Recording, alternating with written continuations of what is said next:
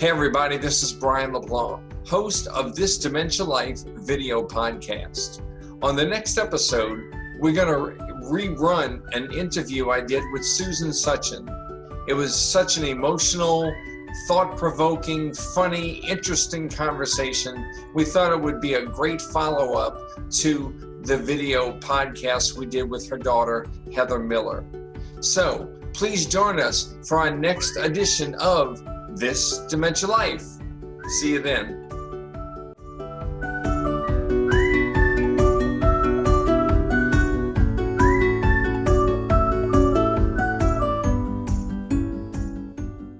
Today, I'm going to be talking to Susan Suchan. She is not only a friend of mine, but she's a member of several organizations that I'm also associated with. And we're going to talk about all things dementia today. So Susan, welcome to the initial show. Hi, Brian. It's a pleasure to be part of something magical you've created here. Well, we'll wait and see how magical it turns out to be. I think good. So first of all, let's talk about where are you from? Where's your location? I'm in Tulsa, Oklahoma, where it does not feel like summer right now. Beautiful weather. I mean, it's cool, or? It's very cool for this time of year. Yes, it feels near fallish. And typical would be the dog days of summer, and it's very cool. Because in case you're watching this later on, we are in the last part of August.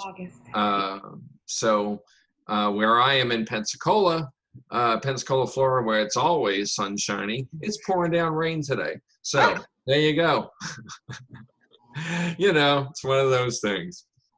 So the first thing I want to do is I want to talk to you about your diagnosis. So if you wouldn't mind, could you share with the audience what you were diagnosed with? Okay. I was originally diagnosed about, not a very good historian, but I think about 11 years ago. Okay. With early-onset Alzheimer. Because I lost my sense of smell and almost burned a house down. After ruling everything else out, they came to conclusion early onset Alzheimer and told me to go home and live life. There was nothing can do. And that's exactly what I did. I didn't even tell all family because I was very functioning. I continued to work. And I think about 4 years ago now, I start notice confusion in driving to places very familiar with, as though my legs were not get message from brain to legs. I often would fall. It was I couldn't make sense of these symptoms and didn't even think about the Alzheimer diagnosed because I really had just gone about life. So I went back to PCP, who ultimately referred to neurologist. And as anyone who has gone through process know, there's a lot of labs and tests and paper tests and Isn't it fun? Oh my goodness, it is exhausting. You're just glad to have it over. I think it took 3 months to complete the tests for a diagnosis of FTD, or frontotemporal degeneration. Mm-hmm. And then about a month after, I thought had laryngitis. Um, More doctors and was told PPA, primary progressive aphasia, which make words some jumble or loss of find where go right. Right. I can understand, but it doesn't come out Right. always like It makes sense up here, but from the time it gets from here to here, yeah, there and it's they didn't have the toll booth ready or something. uh, you didn't put your 50 cents in there. that's Come right. on. So that's the price you pay is jumble words. But so yeah, that's be about 4 years ago. Yeah. So, okay, so you go, you get your diagnosis, and you basically have been living with this now for 4 years. How has that changed your daily life? I know that you have probably had to make some changes. Um, what changes did you make, and what effects did it have? Um, there everything seemed like a negative change in the beginning for me because I didn't ask for it. I wasn't ready to make any changes. Life seemed good to me. So every change initial seemed like bleh. It took some time to realize that some of those change have a bright side to them. I think the hardest was to quit working. I couldn't perform tasks that would have taken 2 hours now took me 4 to 6 hours. Um, so working was just not fair to my clients that I took so long. So that was a big change. And I Uh, don't want to interrupt, but what did you do? What is your I originally was a nurse back with the Alzheimer's diagnosis. I had be a nurse, okay? and somewhere in that between Alzheimer and FTD, I quit nursing, and I had created my own business where I was a life organizer and had a high-end house cleaning business. Um, and worked every day if I had a very good clientele and remained very, very busy. Didn't mean to interrupt. So, No, okay, no. so Yeah, it was you just had to, starting to take yeah, some time long them. So, right. All right, so you had to stop working, and then what happened after that? well, when you can't work and have not money come, um, and also upon my neurologist advice, move in with my sister and her husband, Hmm. who very graciously bought a larger home so that we could all not be on top of one another, Right.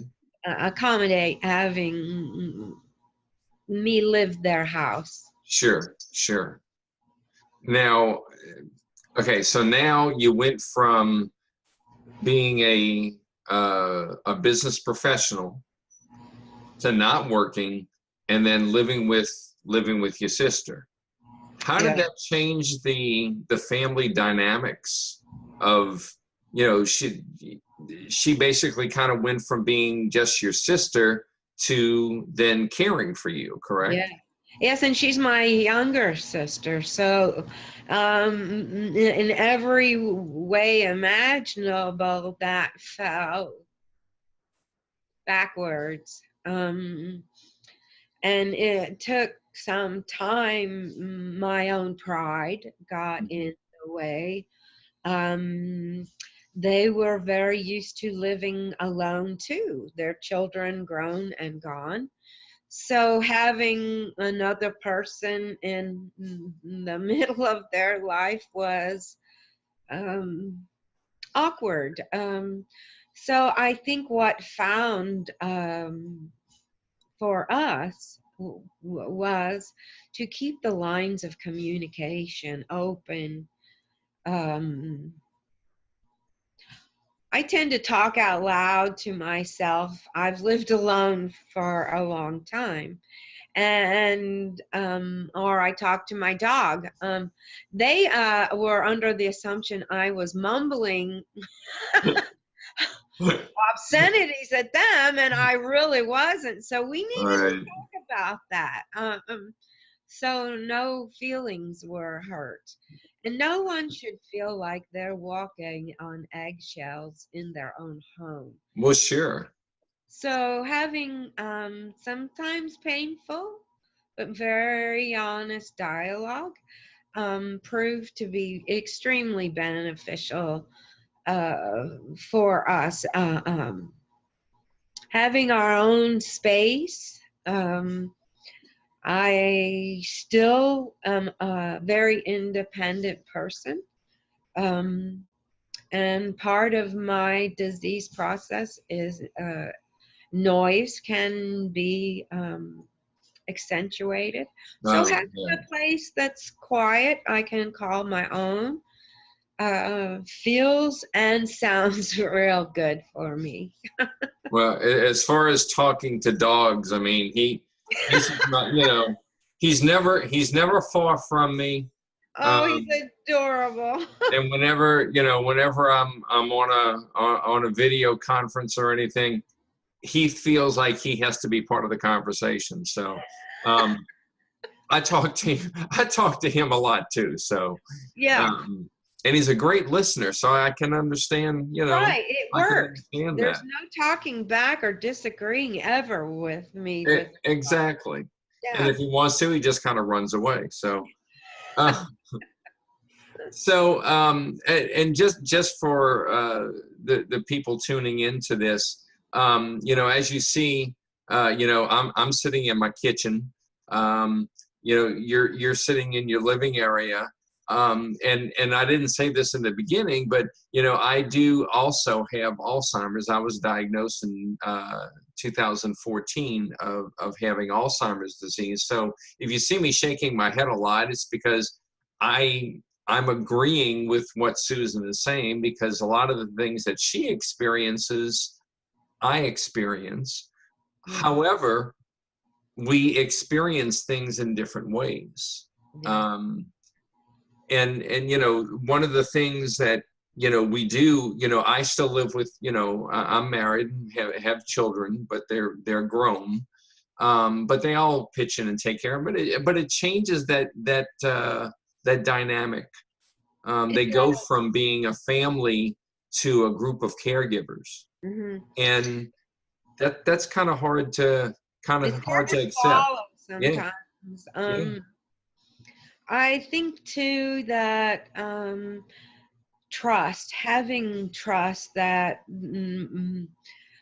because we're so open, they know they can trust me when I say, I'm okay. Please feel free to go for the evening. I'm fine here alone. And they also know, because I'm very honest, I need you to help me with something. It's just not clicking, and I need some help. yeah. And they are there when need that.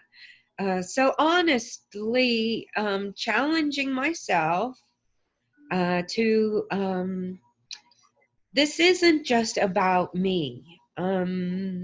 This is everybody's touched by the dementia that entered the house. Yes. So we make dementia stand right out in the living room and hold accountability. Exactly.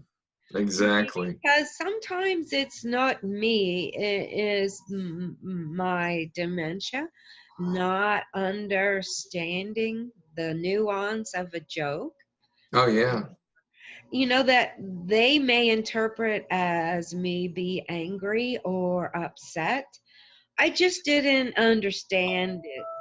And it's frustration, Yeah. you know. So the thing is that, and I get that also, because when you're frustrated, you can't figure something out for yourself. Um, and somebody comes in and all they do is say, "Can I help you with that?" It's like, no, I want to do it myself. And Yeah. and then later, if because we have open conversations, and they'll tell me, they said, I'm not going to ask to help you anymore, because you Right. yelled at me. Yeah. But you termed it perfectly just now about saying that it's not me, it's my dementia. Yeah. And I get that. Yeah.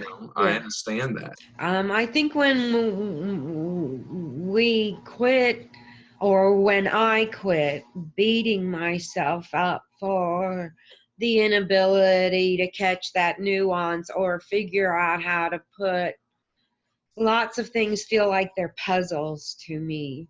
Um, and when I quit badgering myself over the inability to uh, grasp the concept or the ability to do something that seems like I should be no. Um, I can take a deep breath and step away from it for a bit, maybe approach it later, try again, or make it a team project instead of just stay in frustration. It won't fix it. So, And it's a learning process, because you think, and in the moment, that's what you're thinking. But then 2 days from now, you might get the same situation, and you just going to go back to doing what you did before. And it's kind of it's a vicious cycle. it can feel that way, that is for sure. I think the bright side of my dementia and the changes that came with it are that I recognize myself and others much more the value of who they are and myself as person, than how much money I made or what kind of car I drove, or it just wiped all the superficialness out of the way and opportuned me this realness that I have always known, but didn't spend time really acknowledging. And I feel smarter and wiser for looking life with a different perspective. Okay, well, with that said, I have two more questions for you. The first question is, what would you like to see?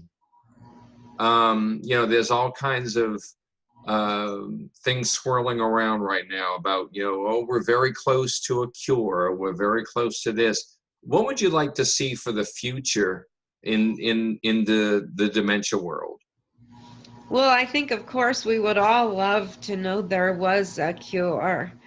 But we also know, those of us particularly living with a diagnosis, We follow the research quite closely. It affects us personally Yeah. or our loved ones behind us. So we know the reality is that there isn't a cure on the horizon immediate. So for me, I focus more on the quality of life that I have with a diagnosis. Um, Recognizing that it is a progressive disease and that at some point there's a possibility I may not be able to articulate my wants, dislikes, pain as clearly can now do. So being very real and honest and so people who love me can help me the best according to my likes and dislikes. And I would like to see that more in across the board.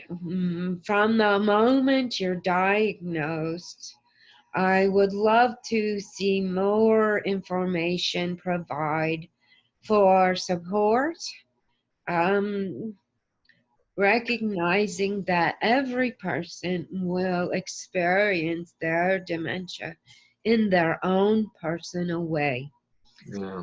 So having lots of options available to meet the needs of so many different the nuances that come, and being treated as a human being Yes. and not just a diagnosis. Yeah. I mean, you brought up something that the first thing that popped into my mind was, being diagnosed with a dementia-related illness. Each person has their dementia designed for them. So, but it's not like, it's not like go and get a pair of designer jeans and say, hey, check these out. It's not something that you want to show off, but with each individual, it's going to be a little bit different than it is for everybody else. Yes. Last question. What would you say if somebody came to you and said, hey, Susan, I've just been diagnosed with, and they'll give you whatever they've been diagnosed with. What would your advice be to them? Learn what you need to learn about your particular diagnosis, the medical part, get that out of the way, Right. and bring your family together so they know you're all on the same page, and find groups for support with others, so that you realize there is diagnosis and we're all gonna die sometime. But what are you gonna do with this life you have now ahead of you? And there's going to be a lot of it. So where are you gonna plant some purpose for yourself? Um, Find the new, reinvented self.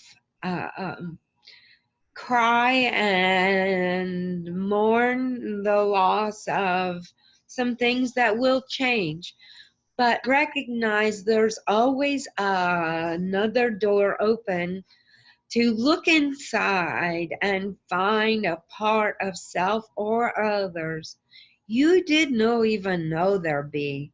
And it doesn't have to be bad. I can say experience me that 98% is fantastic. So I encourage and challenge you to show people what you got. And I can't add anything more to that. So Well, Susan, thank you for being my first guest on this series. Hopefully, the people that watch will get some insight. I always learn something for you every time we talk. So, and you're very insightful. You're very honest. And that's what we need is, dementia does not have to, it shouldn't be glossed over. We need to show individuals that it's not pretty, but it's livable. Yeah. And I think that's what you and I fight for every single That's right. You're doing great things, Brian, and I'm happy to be a part of it. Well, thank you so much. And thank you for watching, and stay tuned because we have more people coming up in future programs. Thanks again, Susan. Take care. Thanks, Brian.